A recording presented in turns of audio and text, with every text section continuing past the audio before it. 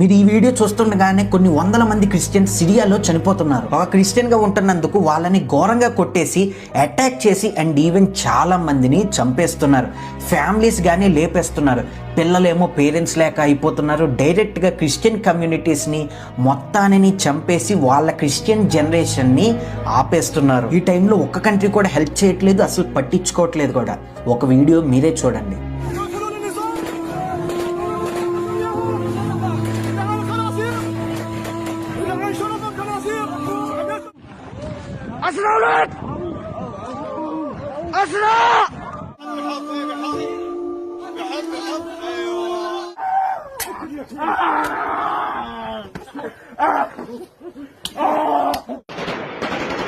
Here's what it looked like in the seaside city of Jabla at the weekend.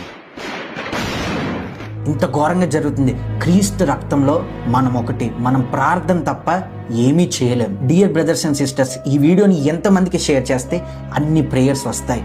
Pray for Syria.